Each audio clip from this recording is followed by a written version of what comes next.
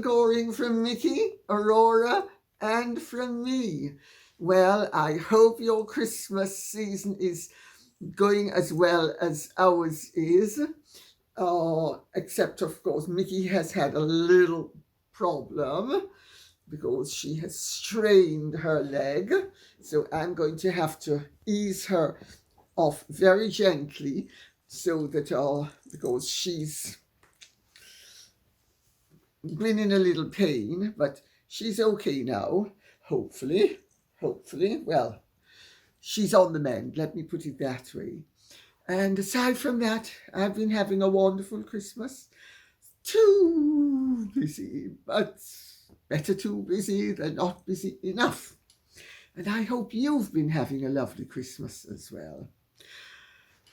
So, without further ado, I will plunge right in. I have a little snippet or two for you later in the program, okay? But we're going to plunge in with Tar, who says, Lady C, I have watched the latest PR stunts of that couple. I'm shocked by her feverish drive.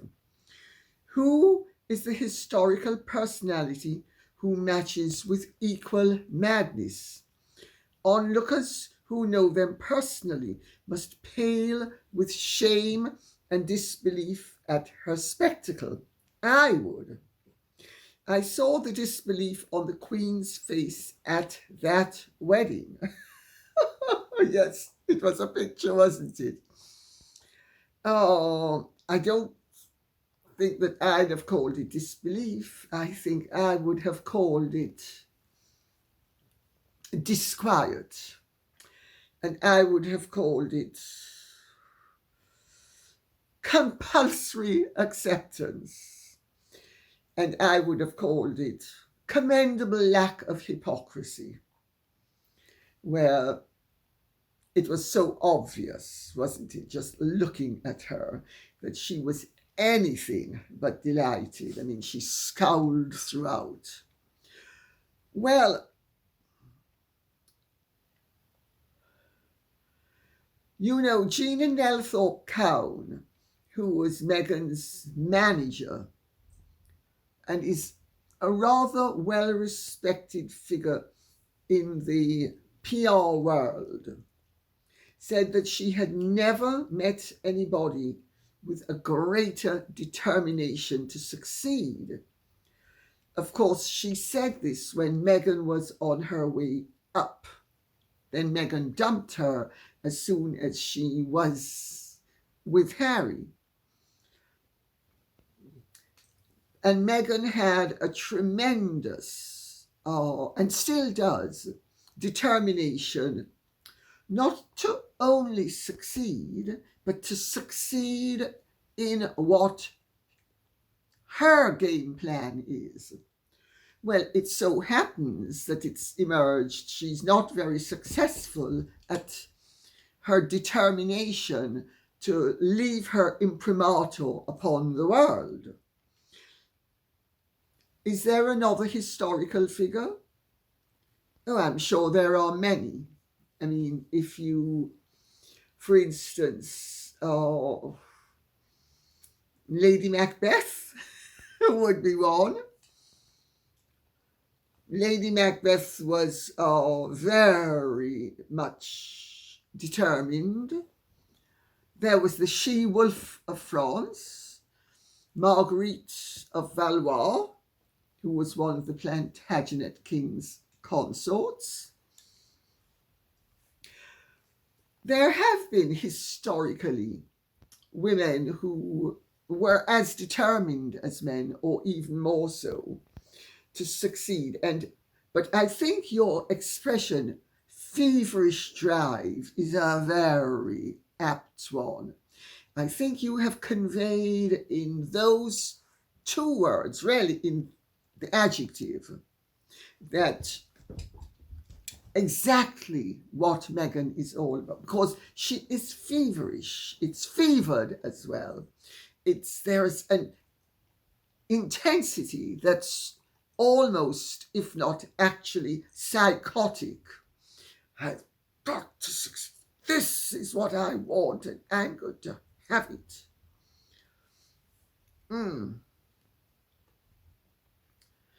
But I don't want to compare her with any very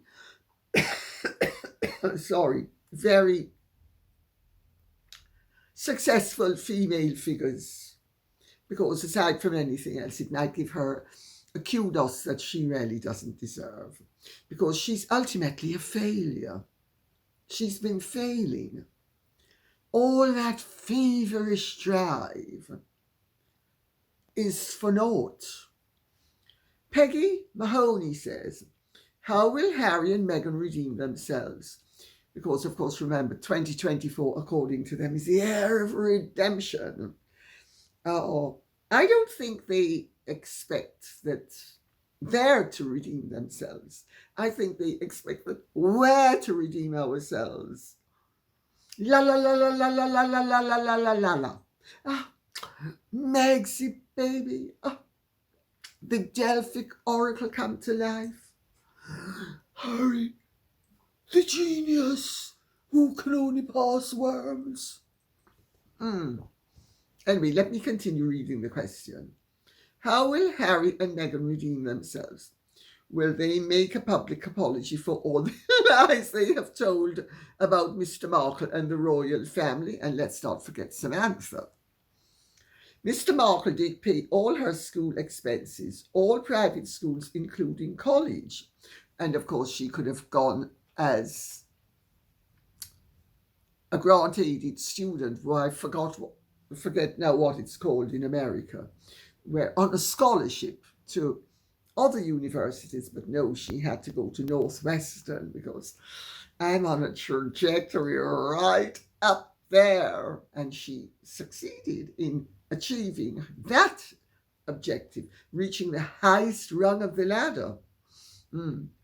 Pity was she was on the highest rung of the ladder. She couldn't stay there, but she had to work her way back down. But anyway,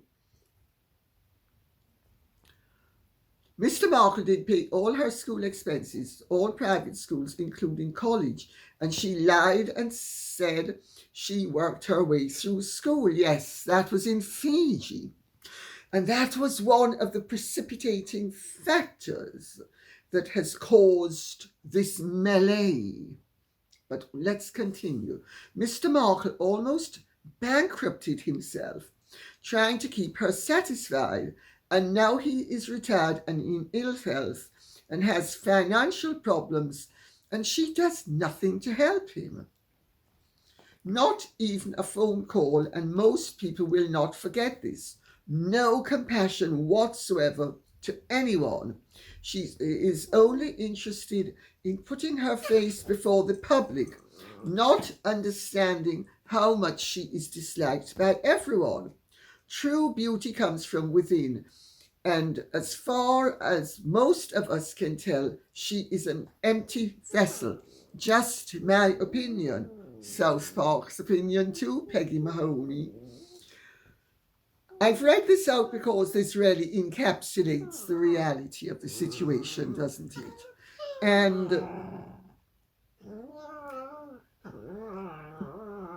to me, it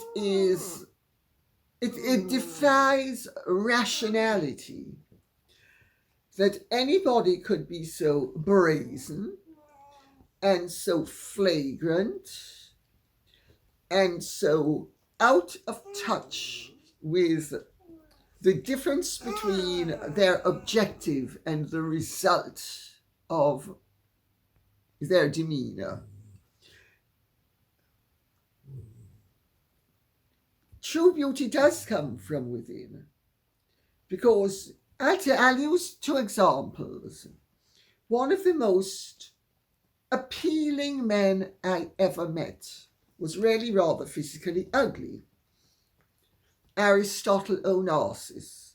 I met him first at the opening of Numero Uno, which was a club that Igor and Oleg Cassini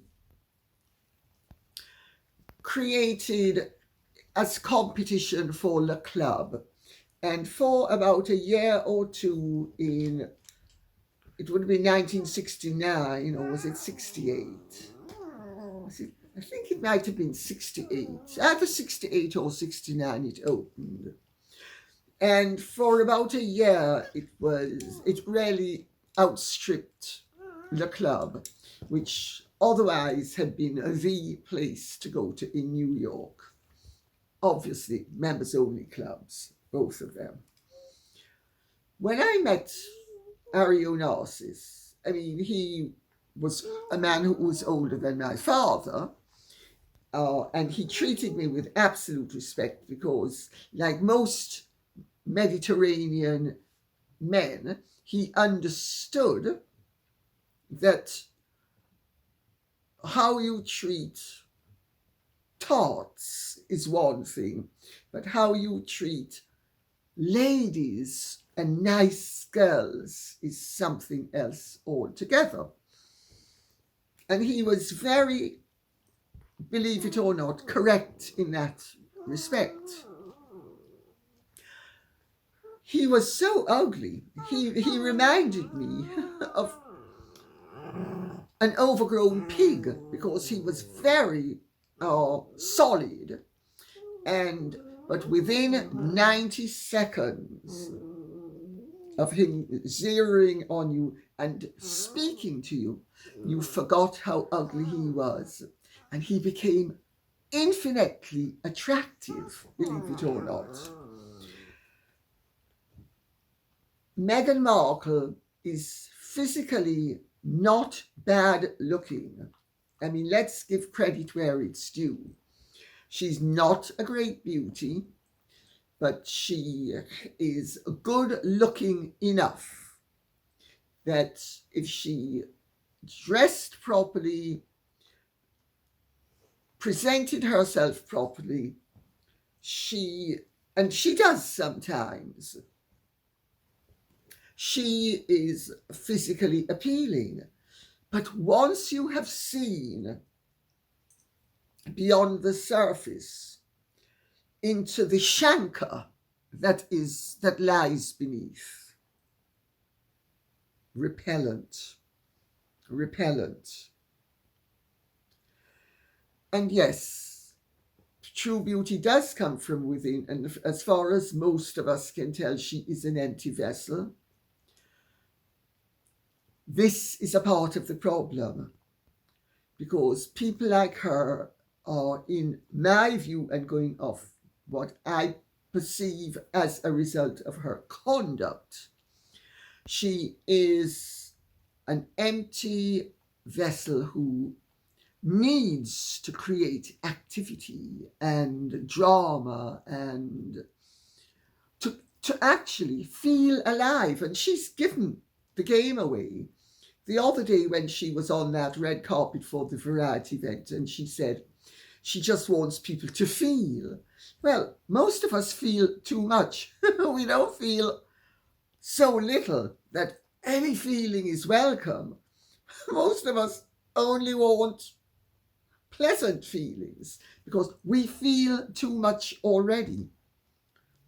Sarah Houston says, in my humble opinion, Meghan blagged her way into a Commonwealth country's Toronto political elite, snagged the top prize for the next step up her ambitions ladder, but didn't have the chops to follow through being a royal to move forward. Just my humble opinion. Sarah Houston, you're absolutely right.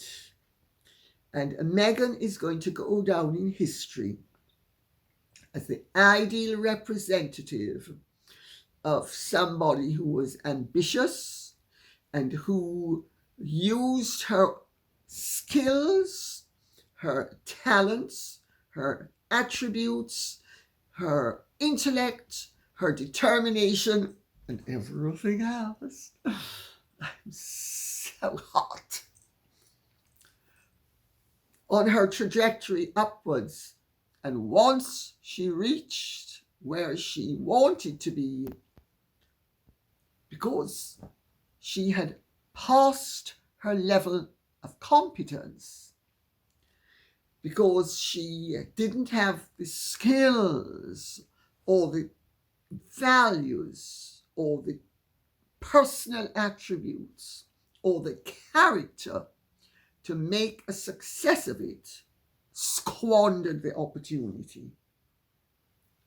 But I'm not actually quite sure what the word blagged means. I sort of know, but if it's what I think it is, oh yes, she used all her wiles and all the substance that she requires, those 16 bathrooms in Montecito, to prevent her from flooding Montecito with the manure that emanates whence she originates. Let's put it that way. Marianne Oz says, the Carparkles, I love that one, are a study. Messi was never satisfied with the salary that Harry brought to the partnership. That's okay. Ambition is not a dirty word, but it is the way she went about extricating them from the royal family spotlight that is so morally reprehensible. They cannot come back from their actions and words. The most unlikable couple I have ever seen on the world stage in my lifetime. You, my dear, are one of not only hundreds of thousands now, but millions who agree with that. And Volcano 470 says, did Meghan Markle ever think of the consequences of hating on Queen Elizabeth II while she was lying on her and stealing her special name?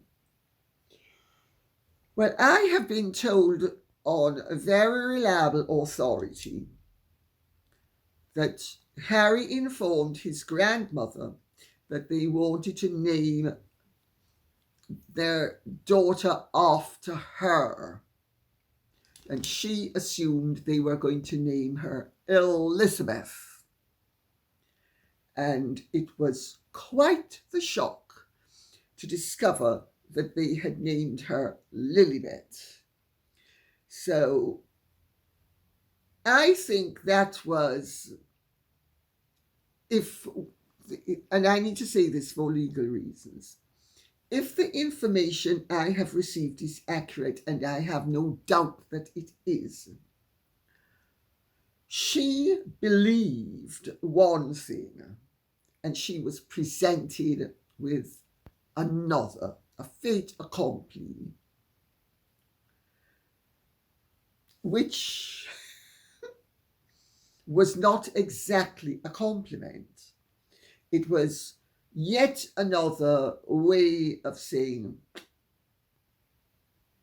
Lilibet, you silly old woman, I'm going to step in front of you again. I mean, why should I wait for you? Who do you think you are just because you're the queen? I mean, I'm Meghan.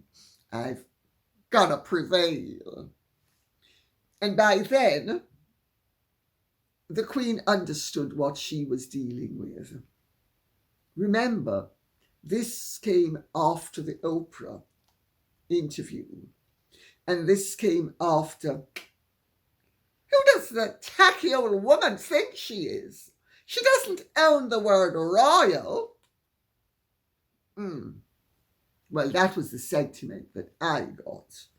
And I could actually gild the lily rather more, but I'm not going to do it at the moment.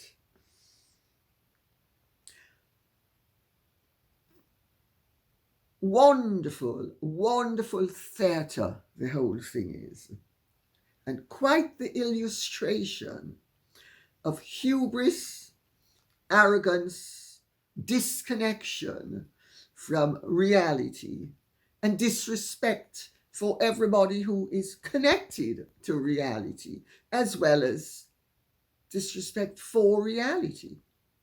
Maureen Ball says, the claims that told us the rest of the Markle family was low grade had to come from one place and their propagandist friends.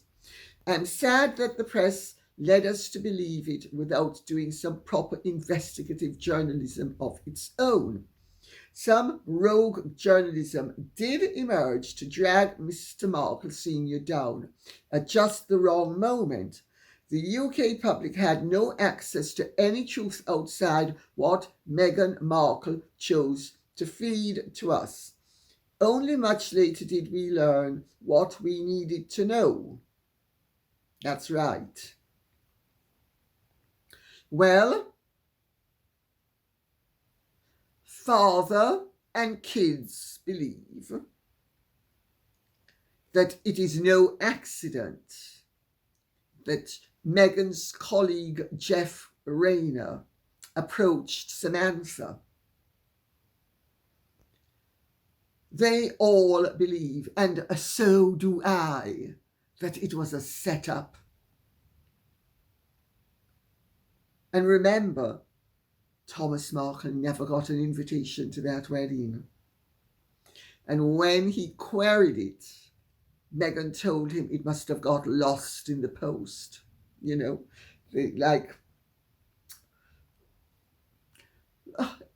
where's my check, you know?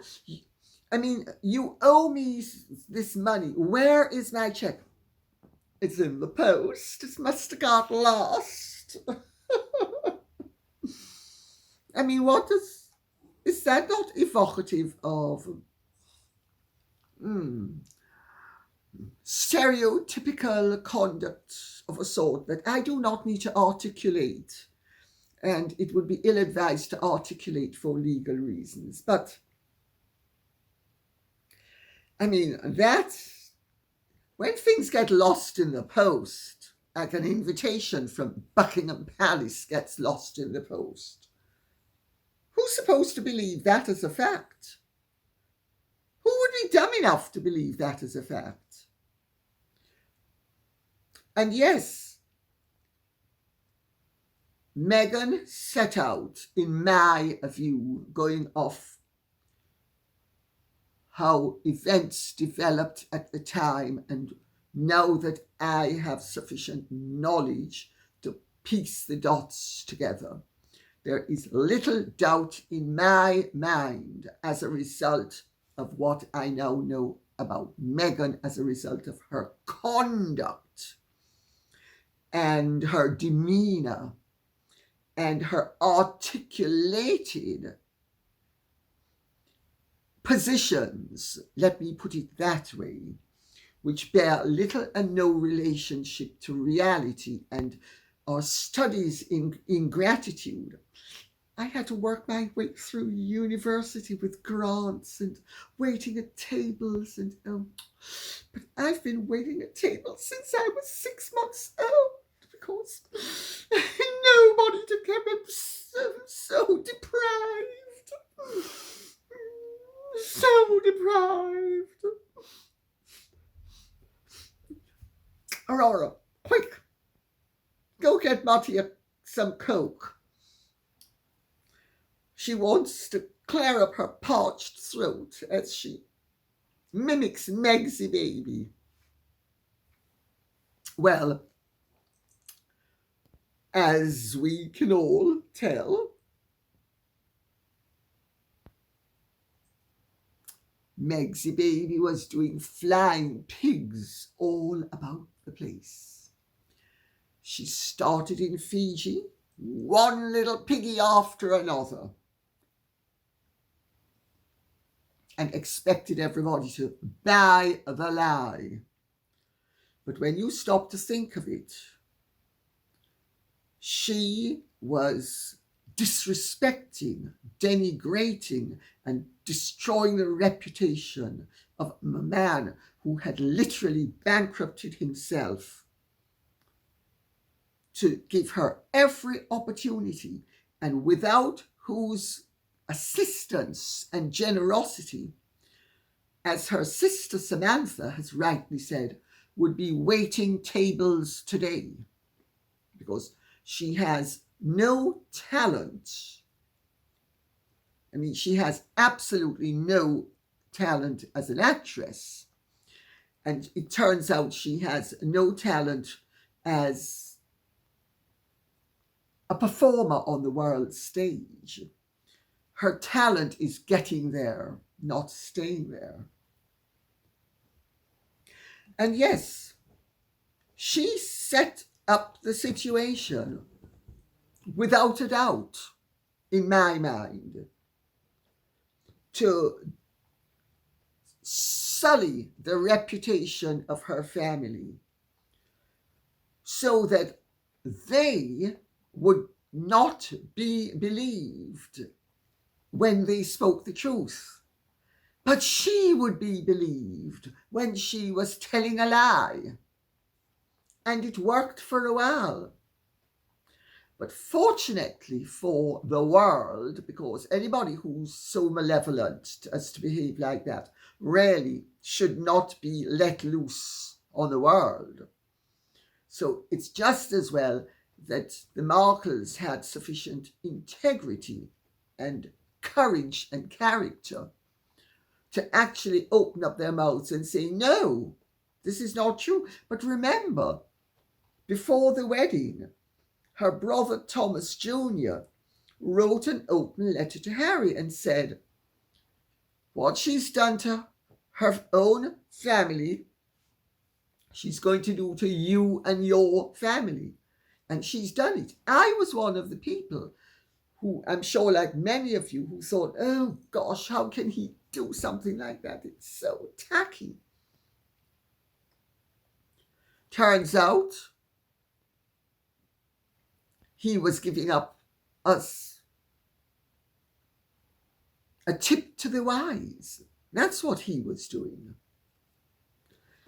And when the enormity of what Meghan Markle is as an individual and what the mischief that she has created is so staggering that, yes, of course, we thought, oh, ghastly family. And she set up the situation for us to think ghastly family. Because when they defended themselves, we thought, oh, ghastly people. And when they spoke the truth, we thought, oh, ghastly people. It's only when she had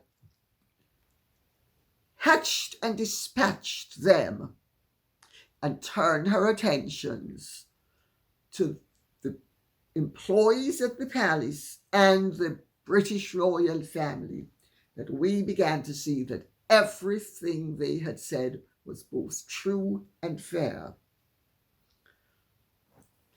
And I'm going to give you a little bit of information, because Samanthas' lawyers are considering deposing Meghan and Harry with regard to their claims concerning the royal family being racist. Now, whether they will actually be allowed to do it by Judge Honeywell is open to question, because she might take the view, well, Meghan's conduct insofar as the royal family is concerned bears no relationship to her conduct where Samantha is concerned. But equally, she might take the view Meghan's conduct with regard to destroying the reputation of the royal family, and in the nasty, sneaky, underhanded way in which she's done it as well, is symptomatic of her modus operandi, and it directly actually corroborates what she did with, or against really, her sister Samantha. So it's open to question whether that line of inquiry, let's put it that way, will succeed or not. But it will be one heck of a hoolie if it does. You know, previous bad acts or subsequent bad acts should be considered because they show the character of the individual. Sally Bird says,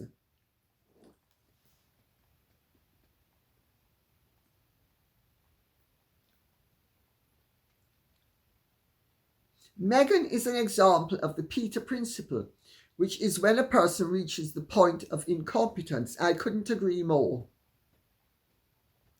Meghan hustled and seduced and muscled, and I won't even go where the rest of it is. All the way to the top, grabbing every little bit of word salad that she could come up with to convince people that she was not an operator, but somebody who was conscionable and a humanitarian and a philanthropist. And it was all very chicken feed stuff. Well, I suppose chicken feed for chicken foot is a good thing. At least there's synchronicity. But she was very competent at seducing her way to the top. It's when she reached the top and thought, well, I've arriven, haven't even arrived, I've arriven, and now that I've arriven, Mr. DeMille, I'm ready for my close-up 8 times a day. The world's as fascinated by me as I am by myself, Mr. DeMille. I need to give the masses what they want, and they want me, and more me.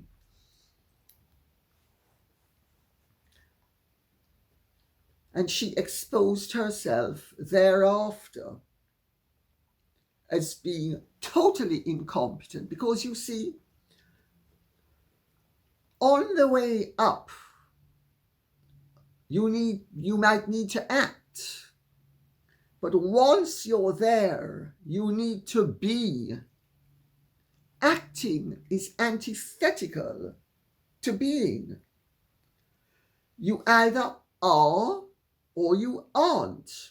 And if you aren't, you have to act.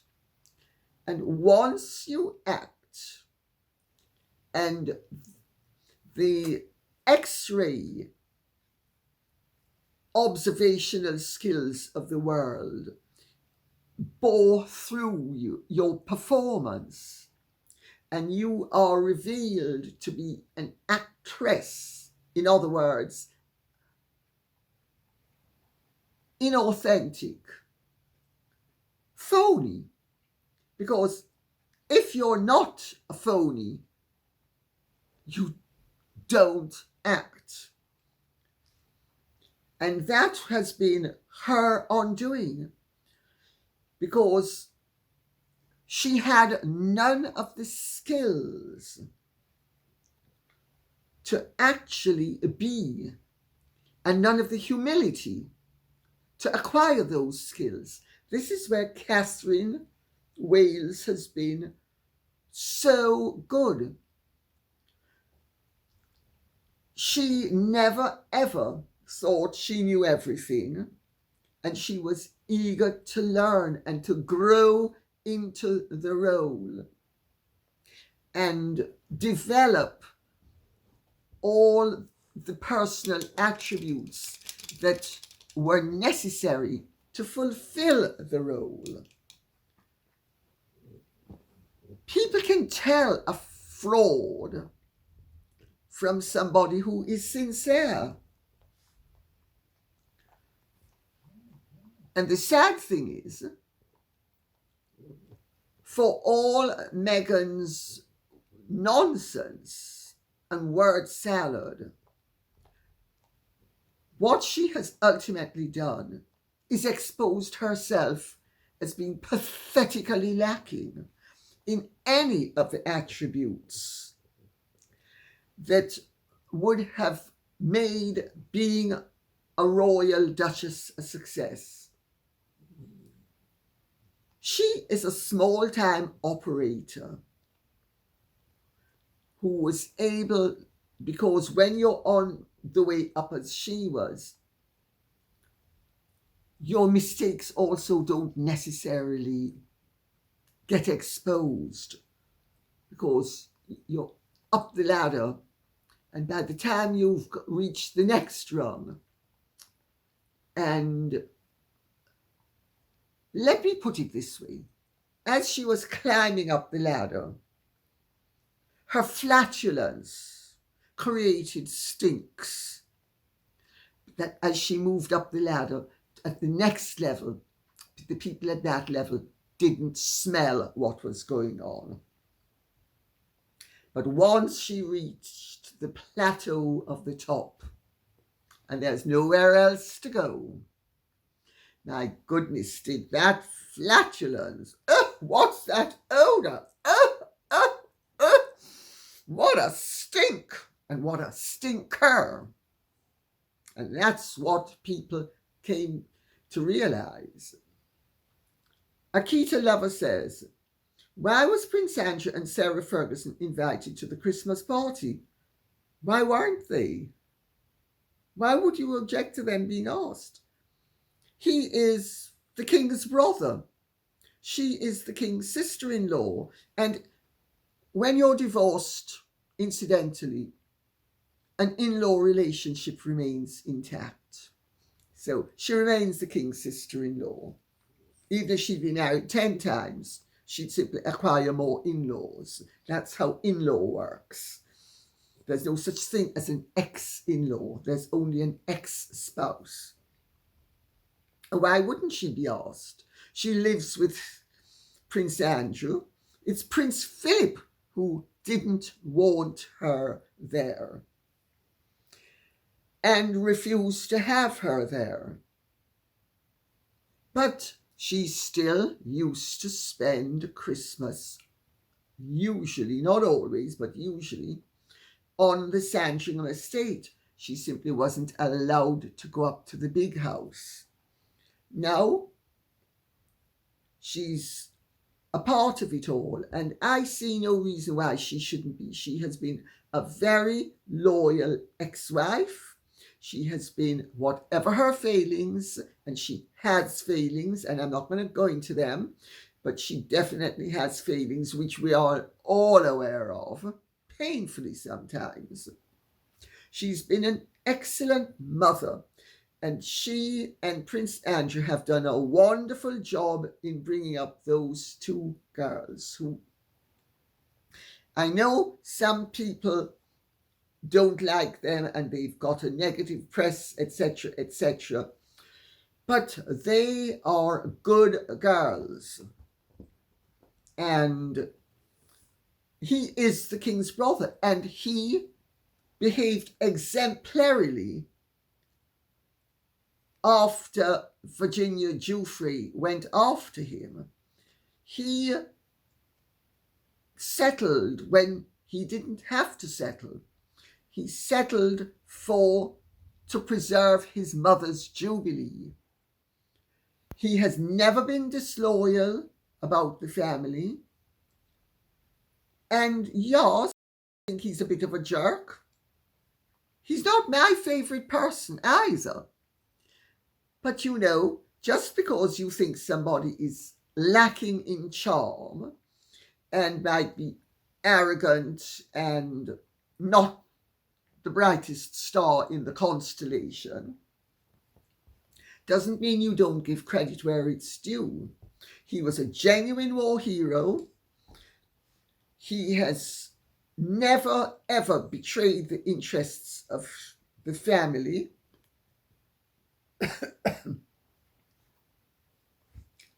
Why would they not be asked? He's a proper, fully paid up member of the family. And let us wait and see what comes out in terms of his very regrettable association with Jeffrey Epstein. But you know, he was never as close to Jeffrey Epstein as President and Mrs. Clinton were. Why is he in the frame and not President and Mrs. Clinton? I just make that point for what it's worth. And incidentally, to those of you who don't know, I was a great admirer of President Clinton as a president. So, Alexandra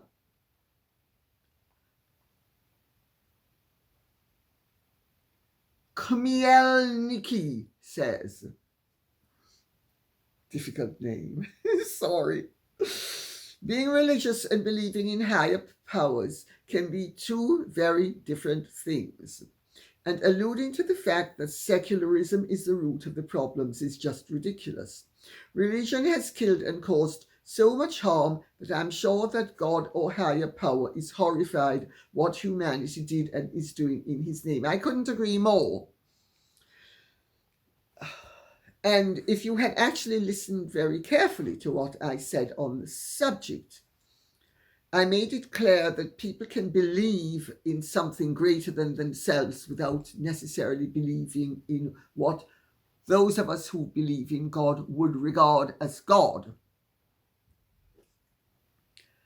But people who believe in nothing, well, I'll read out what Christopher Arkell says. Adaptation of Napoleon. G.K.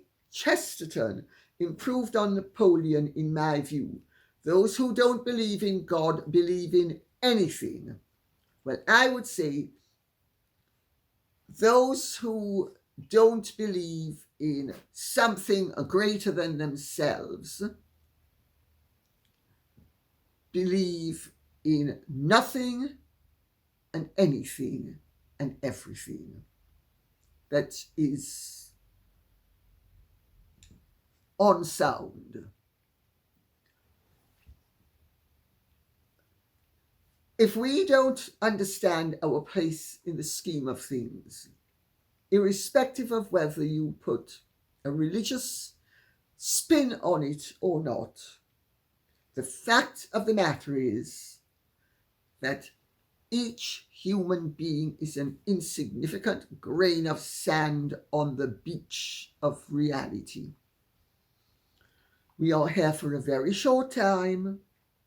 No matter how eminent we are, no matter how brilliant we are, no matter how much we achieve, no matter how much good or bad we do, our time is limited.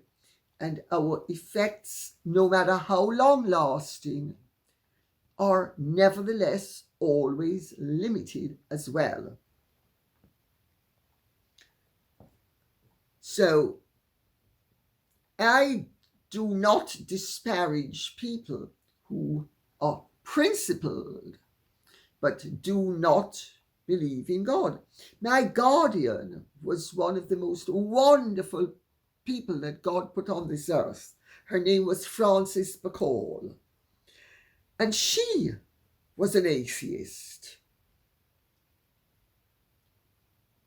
But she was one of the most principled, honourable, kind, decent, and good people. I used to say to her, she was incidentally Jewish, I used to say to her, Frances, you're one of the most Christian people I've ever met. She used to laugh. She knew what I meant.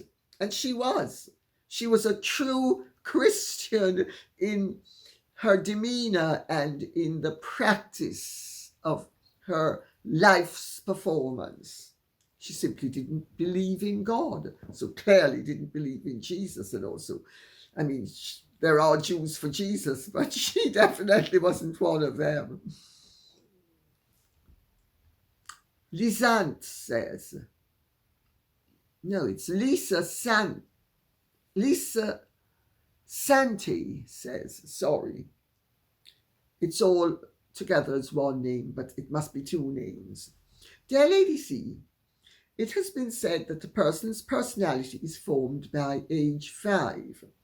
While my therapist disagrees with this view, I believe it does hold some truth. After raising children and grandchildren, I have seen these little souls hold on to many of their good and bad traits and tried to guide them accordingly. Many good-willed Brits say they would welcome Harry and his children back into the fold. I think they would be welcoming trouble in the form of Meghan Ragland. I hope their goodwill does not outweigh their common sense. What are your thoughts on this? Well, the Jesuits say, give me a boy to the age of 7 and I'll give you a man for the rest of his life. So I actually have a slightly different spin on this. I have always believed that character is formed, but personality is innate.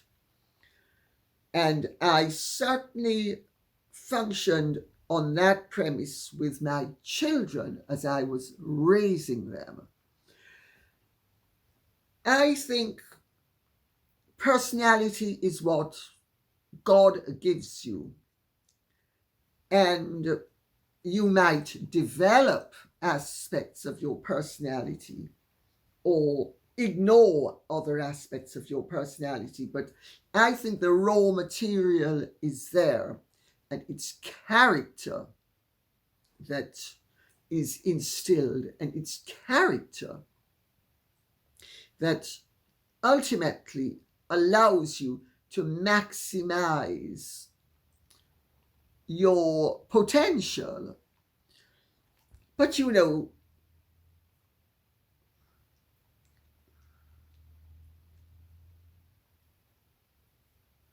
I'm just trying to focus on the actual question itself. If Harry and Meghan's marriage split asunder, sorry, I do not see him being reincorporated into the fold as a working royal without grave difficulties where the British public would be concerned. Maybe he would go and live in Botswana or some such place. The children, the Hague Convention kicks in. Can you imagine those children being brought up in California with Meghan as a mother and Doria as a grandmother? Everybody's racist. Giving these two lily-white children massive chips on their shoulders, preventing them from ever being able to fit in with the monarchy and their family.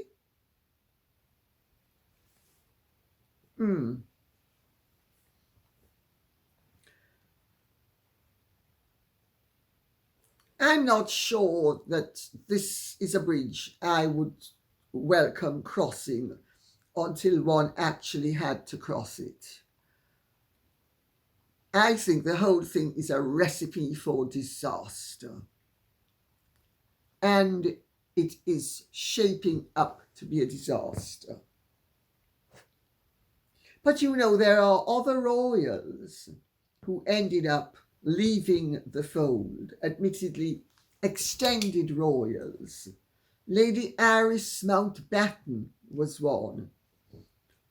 She was a granddaughter of Princess Beatrice, Queen Victoria's daughter. And she was very beautiful, and she ended up living in the Americas. And the Queen was fascinated to meet her. I can't remember where it was, some big family event, like maybe the Queen's wedding or something. She was fascinated to meet her and barely knew her. But she had actually been brought up in Britain. Can you imagine those children trying to fit in to the world of royalty and aristocracy with the handicaps that they are being saddled with as a result of their parents' attitude?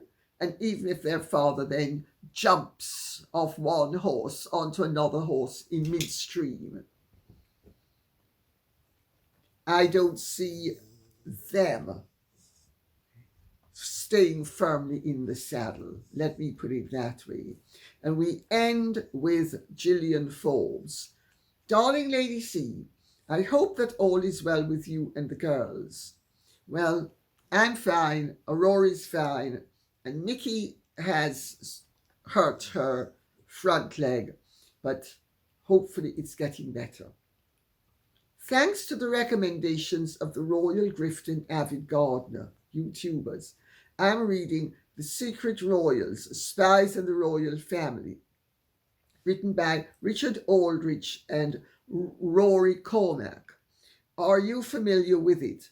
It's very interesting to see how intelligence, MI5 and 6, etc. came to be. I'm not done reading, but find it fascinating, and I've come to further admire the minds of some of the female queens to date.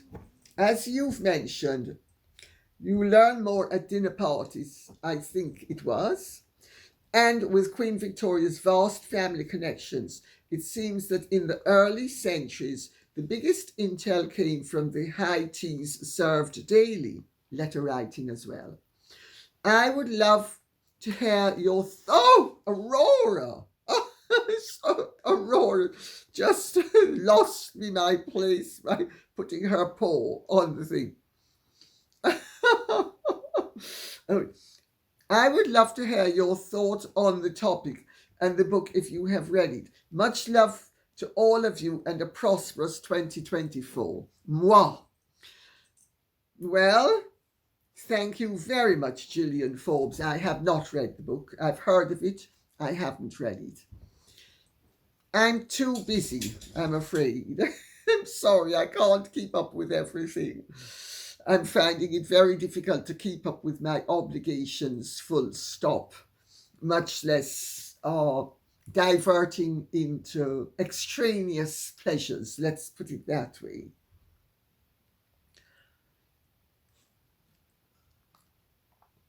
My own experience has been that the jewels that I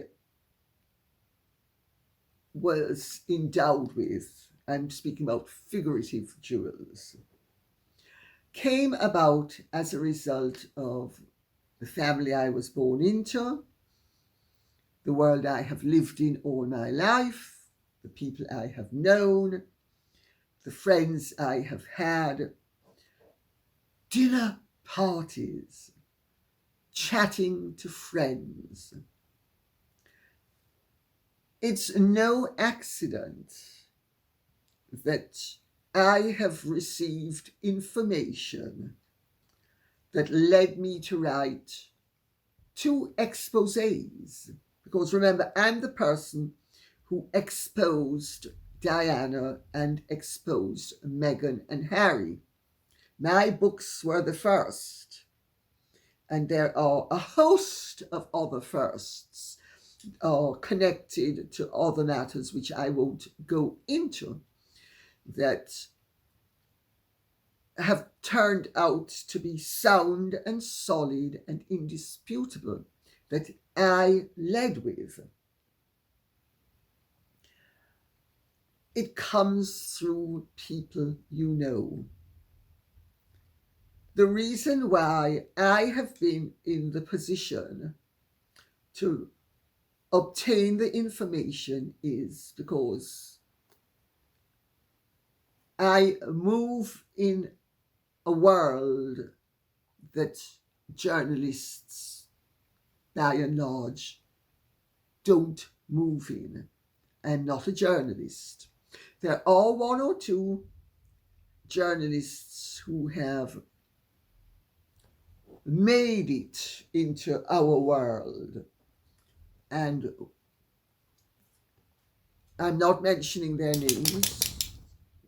One or two of them are friends of mine, but they did it through men. I didn't do it through a man. I did it through myself and my connections through my own life. And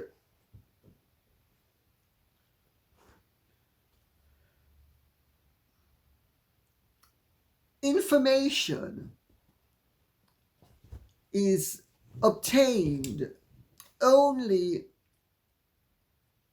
by people who are in the know. And whether it is a state intelligence service or not, they know certain things, whether it was the Tsar's Okhrana or MI5, MI6, anything else. They know something, but I have to tell you, an awful lot of the time, they're spinning their wheels and they don't know either. I mean, some of the declassified information is preposterously ridiculous. And to anybody in the know would have been unbelievable even at the time, but they didn't know. So it comes down to your circle. That's really what it comes down to. And all well-placed people rely on their network of friends, family, associates, and underlings to provide them with sufficiently accurate information for them to arrive at considered conclusions. The Queen, the late Queen, was wonderful like that. She was very commonsensical and a very sophisticated thinker. And she was very open-minded, and she was very pragmatic, as was Prince Philip. She didn't allow her prejudices, her passions, her beliefs to cloud her judgment. She wasn't on passionate kicks that would cloud her judgment.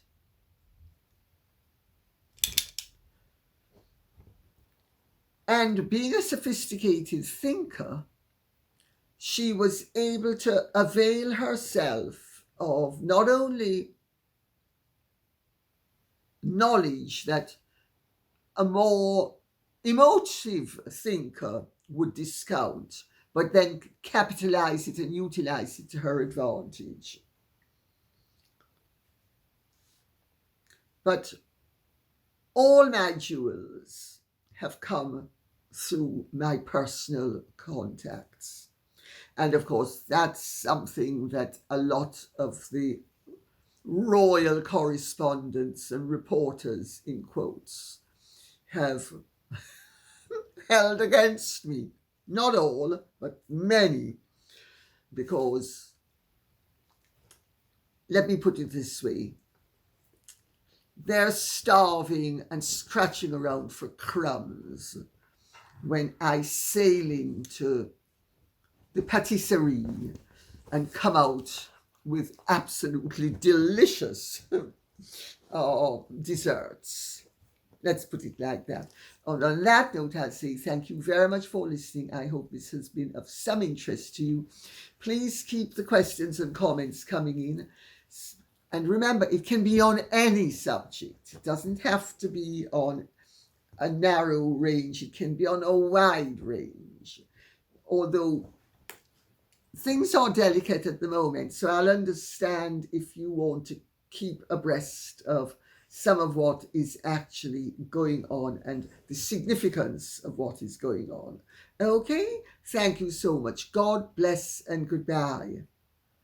And if you have truly enjoyed this, please like, share, subscribe, press the notification bell, and Godspeed.